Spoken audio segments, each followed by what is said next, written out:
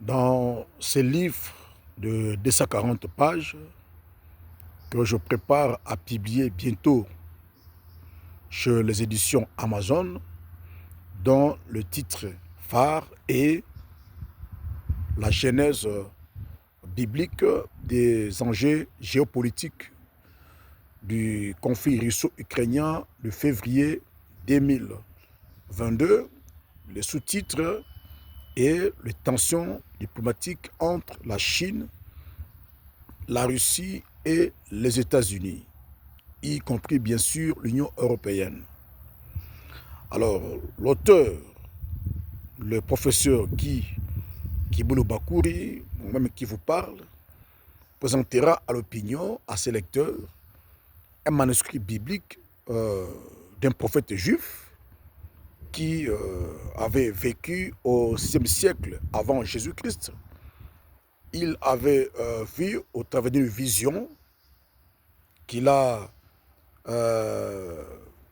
par la suite traduite par écrit, un monde qui est le nôtre aujourd'hui, un monde où la prépondérance de la puissance militaire sera un élément indispensable dans la disposition des puissances entre les nations.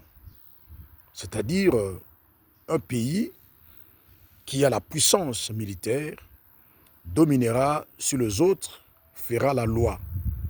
Ce monde est le nôtre aujourd'hui. Vous voyez, Donald Trump, qui au départ n'était pas un vent en guerre, il a usé des moyens pacifiques pour s'imposer à l'échiquier international. Il a utilisé des instruments non violents, par exemple, imposer des taxes, des sanctions. Il a vu que ce langage ne passait pas. Vous voyez, dans ce monde qui fonctionne comme la jungle, les rapports de force sont battus sur les relations internationales, sont battus sur le rapport de Fox et le plus fort fait la loi.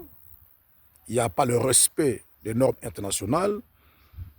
Donald Trump s'est radicalisé.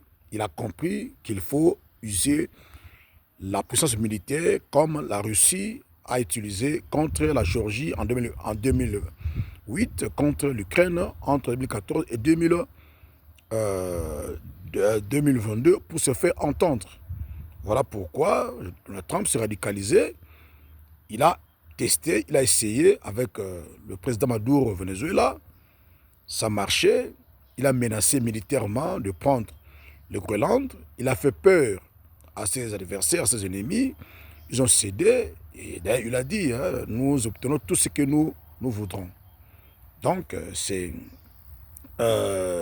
ça, ce sont actuels. Donald Trump a compris la faiblesse de ses rivaux, de ses partenaires. C'est la crainte de la puissance militaire américaine. Alors, avec cette puissance américaine, il a osé réquisitionner des pétroliers russes et ainsi de suite. Ça marchait. Et avec la puissance militaire, il compte maintenant contrôler des espaces stratégiques vitaux ayant de terres rares et de voies maritimes d'où passent le bateau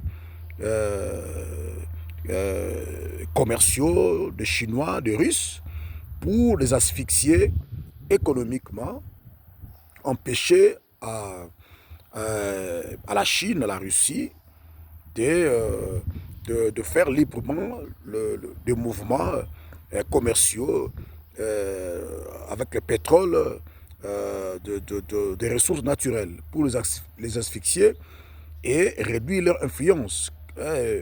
Saper l'ascension de la Chine, de la Russie qui menace l'hégémonie mondiale américaine.